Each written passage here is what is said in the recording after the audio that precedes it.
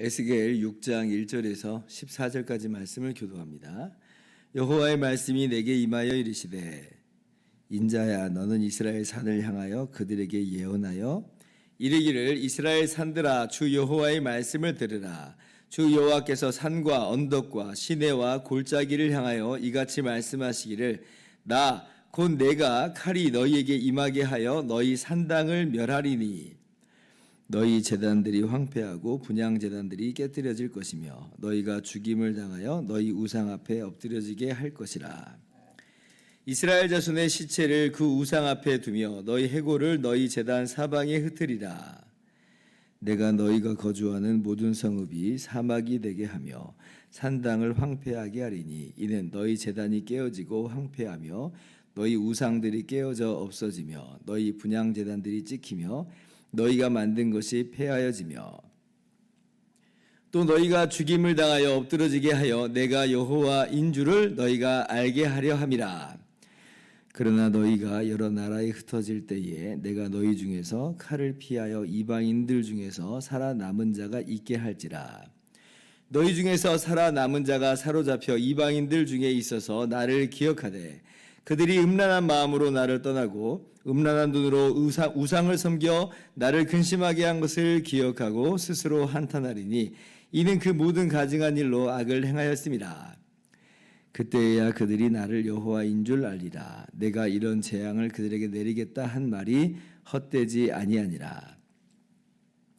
주 여호와께서 이같이 이르시되 너는 손뼉을 치고 발을 구르며 말할지어다. 오호라 이스라엘 족속이 모든 가증한 악을 행함으로 마침내 칼과 기근과 전염병에 망하되 먼데 있는 자는 전염병에 죽고 가까운 데 있는 자는 칼에 엎드러지고 남아있어 에워싸인 자는 기근에 죽으리라. 이같이 내 진노를 그들에게 이룬즉 그 죽임당한 시체들이 그 우상들 사이에 제단 사방에 강 높은 고개 위에 모든 산 꼭대기에 모든 푸른 나무 아래에 무성한 상수리 나무 아래 곧 그 우상에게 분향하던 곳에 있으리니 내가 여호와인 줄을 너희가 알리라. 같이요.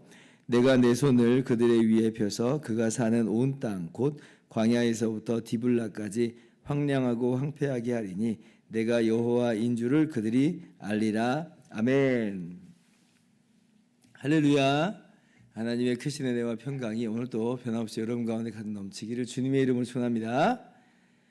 오늘 6장 말씀은 어제 5장의 이스라엘의 범죄에 대한 하나님의 고소 내용 두 가지가 있었죠. 하나는 윤리적인 죄악이고 또 하나는 이 종교적인 죄악이었는데 그런데 그 중에서 특별히 종교적으로 타락한 이스라엘에 대한 하나님의 심판의 말씀, 그러니까 이 종교적인 그런 죄악을 한 번 더 강하게 짚어주고 있습니다. 여러분도 아시다시피 이스라엘 백성들이 얼마나 하나님을 떠나서 왔는지 몰라요. 하나님께서 애초부터 그랬습니다. 하나님께서 모세에게 너희가 가나안 땅에 들어갈 때에 산당을 다 헐고 또 우상을 다 깨뜨려라 이렇게 말씀하세요. 민수기에서도 또 신명기에서도 분명히 말씀하시죠.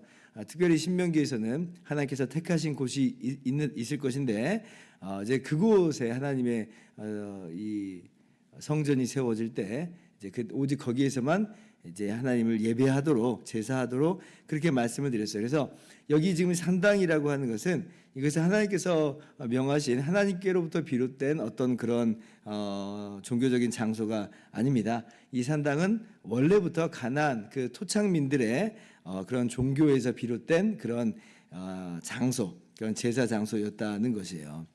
그러면 이제 이스라엘 백성들이 가나안 땅에 들어가 가지고 이 산당들을 다 깨트려야 됐을 것인데, 왜냐하면 하나님께서 약속하신 대로 정말 가나안 땅을 정복하고 분배 받았으니까 정말 그러면 하나님 말씀대로 우리가 준행해야 되겠노라 이제 그렇게 나와야 되겠는데요.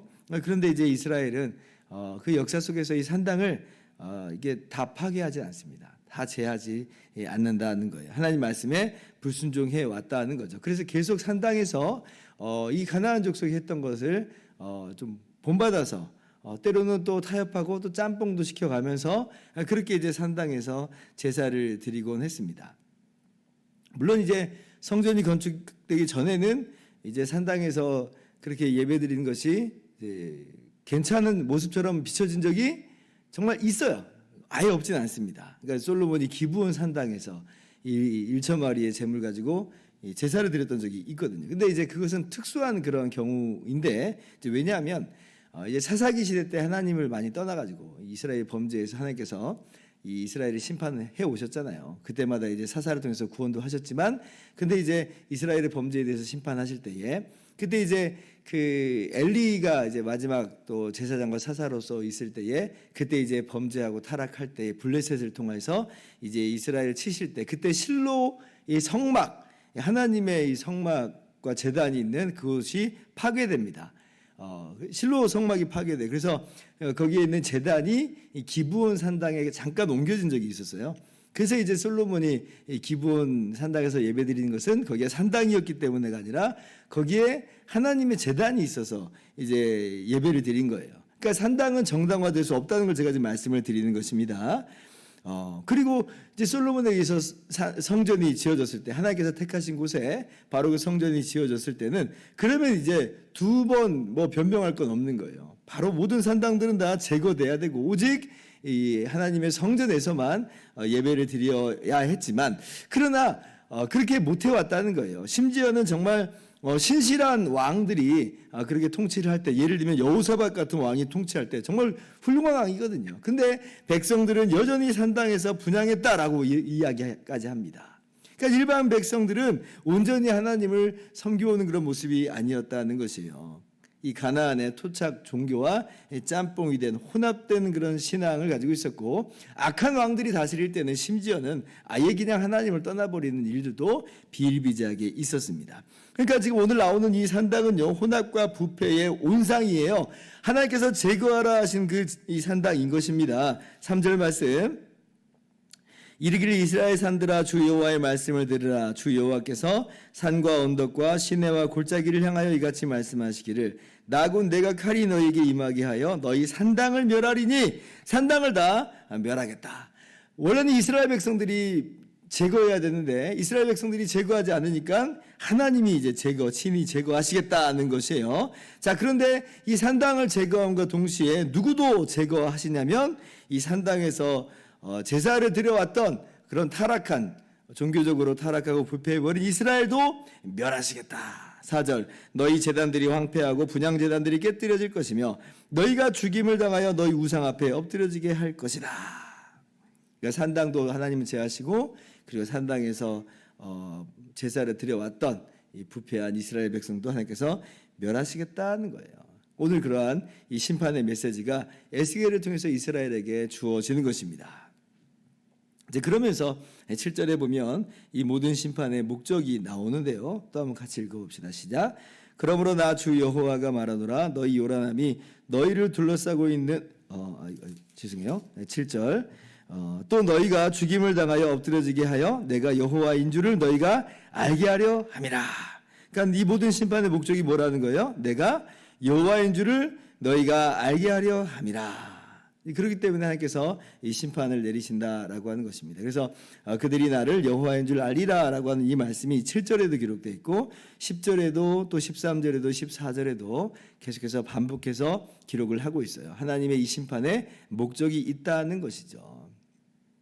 그러면 그들이 나를 여호와인 줄 알리라, 이것을 목적으로 하여서 하나님께서 심판하신다라고 하는 것인데, 그러면 이게 무슨 의미인가라고 할 때 먼저는 하나님이 정말 살아계신 참 하나님이다라고 하는 것을 깨달아 알게 하겠다라고 하는 그런 의미를 담아내고 있다, 이렇게 할 수가 있을 겁니다. 그러니까 지금 산당에서 우상을 섬겨왔잖아요. 마치 그것들이 효과가 있고 효력이 있는 것처럼, 우상들이 뭔가를 가져다 줄 수 있는 것처럼 그렇게 우상을 섬겨왔던 것인데, 그런데 이제 이 산당을 다 패하고 또 그렇게 이제 부패한 이스라엘을 멸하시는 것으로 무엇을 하나님께서 선포하시는 거예요?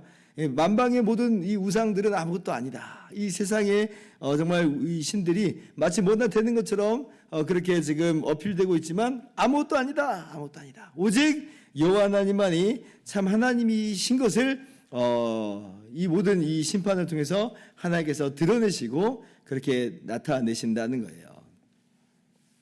그리고 더 깊이 이제 들어가 보면 이러한 심판을 통해서 그들이 나를 여호와인 줄 알리라라고 하는 이 말씀 속에서 사실은 이제 내포된 또 의미가 아주 깊은 의미가 있어요. 그건 뭐냐면 그렇죠. 이제 이스라엘 백성들이 이 하나님의 공의의 심판을 받고 정말 하나님의 그 공의로운 영광을 맛보게 되는 하나님의 심판도 하나님의 공의를 드러내는 이 그러한 모습이거든요. 그래서 하나님의 공의를 그렇게 이제 경험하게 될 것인데, 그래서 이제 사실은 그 공의대로 다 진멸받고 다 멸망돼야 되지만, 그러나 그들이 나를 여호와인 줄 알리라라고 하는 이 말씀 속에서 하나님께서는 남은 자를 또 남겨두실 것이며, 그 남은 자를 통해서 하나님은 여전히 이스라엘의 하나님이시고 이스라엘이 하나님의 백성임을 다시 한번 기억하게 하고, 그렇게 해서 하나님의 백성으로서 자리매김을 하게 한다라고 하는 그런 의미를 또 이 안에서 이 목적으로 담아내고 있어요. 그들이 나를 여호와인 줄 알리라. 그렇잖아요. 다 이제 부패했기 때문에 다 멸망하고 다 진멸해버리면 사실은 이게 알 수 있는 게 없잖아요. 이미 다 죽어버렸는데 뭘 어떻게 알아요. 근데 알게 된다라고 하는 것은 하나님께서 남은 자를 두게 하시겠다는 거예요. 8절 말씀 이하가 바로 그것을 이야기하고 있죠. 그러나 너희가 여러 나라에 흩어질 때에 내가 너희 중에서 칼을 피하여 이방인들 중에 살아남은 자가 있게 할지라. 제가 이 5장 말씀에서 어제도 말씀드렸다시피 사실은 이 3분의 1, 3분의 1, 3분의 1에서 다 멸망당한 거예요. 이 남은 자라고 하는 건 거의 없는 겁니다. 근데 없는 건데, 근데 그래도 정말 조금 남아 있다는 거예요. 그리고 이 남은 자가 남겨진 것은 이들의 의로움과 대단해서가 아니라 하나님이 남겨두시는 것이고, 그리고 이 남은 자를 통해서 하나님께서 구원의 역사를 이루시며 마침내 이제 하나님의 그런 영광스러운 나라를 이렇게 이루실 것을 우리가 신약에서 이제 이어서 계속 살펴보게 되는 것이에요.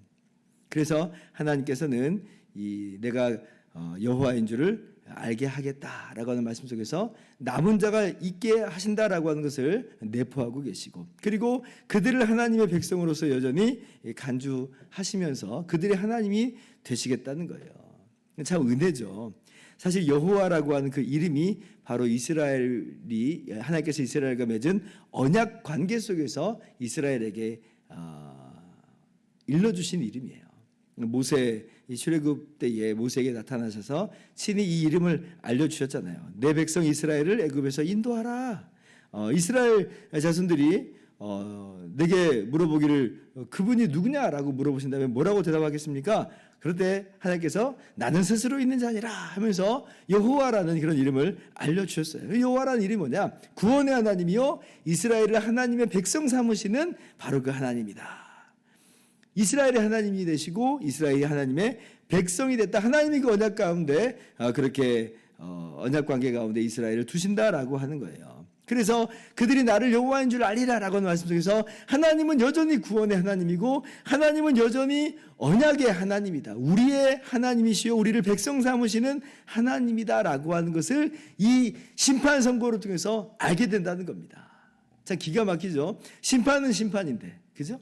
그런데 이 심판 속에서 하나님의 이 깊으신 뜻이 남겨져 있어요. 남은 자를 두시고 그 남은 자를 회복시키시는 그러한 하나님의 그 구원의 역사까지도 사실은 이 안에서 벌써 다 내포되어 있다라고 하는 것입니다. 자, 이제 말씀을 마치도록 합니다. 이스라엘이나 우리나 뭐 차이가 없는 그런 죄인들에 불과합니다. 사실 우리가 이스라엘에게 손가락질을 할 수 있는 그런 위치에 전혀 있는 것이 아닌 것이에요. 그래서 우리도 진멸되어야 됨이 마땅합니다. 하나님의 공의로운 심판, 하나님의 공의로우신 그 영광 앞에서 우리도 쓰러질 수밖에 없는 그런 존재들입니다. 맞아요. 그런데 정말 우리 가운데 기가 막힌 복음의 진리가 주어졌죠. 그런데 이 모든 이 형벌을, 모든 이 심판을 우리와 하나가 되어주신 하나님의 아들 예수님께서 친히 다 담당하셨다는 것이에요. 그리고 우리는 오히려 그 예수 그리스도 안에서 남은 자가 되고 또 회복된 자가 되어서 하나님의 백성으로서 자리매김하게 된 것입니다. 우리의 모든 죄는 다 예수 그리스도 안에서 용서함 받게 되었고 우리는 예수 그리스도 안에서 하나님의 백성이다. 하나님이 우리 하나님 되시는 그 놀라운 은혜를 경험해요. 그들이 나를 여호와인 줄 알리라. 그렇죠. 우리의 죄악과 또 하나님의 그 심판과 그러나 이 모든 것을 대신 담당하신 예수님을 보면서 우리가 어때요? 우리가 하나님이 참으로 여호와인 줄 아는 거예요. 구원의 하나님이고 언약의 하나님으로서 나의 하나님, 우리의 하나님이 되어주셨구나. 얼마나 기가 막힌 은혜인지 몰라요. 그러므로 오늘 또 정말 말씀 속에서 이러한 하나님의 놀라운 은혜를 기억하고 그러면서 우리의 죄악된 모습을 오늘 또 떨쳐냈으면 좋겠습니다. 우리 안에 모든 헛된 우상들이 여전히 꿈틀꿈틀대고 있고 그것을 우리가 정말 따라가고자 하는 충동들과 마음들이 일어나고 있다면 오늘도 주 예수 그리스도의 그 은혜로서 다 끊어버리고 제하여버리고 모든 죄를 떨쳐내고 오직 여호와 하나님 참 하나님만을 섬기는 저와 여러분들 되기를 주님의 이름으로 축원합니다. 기도하겠습니다.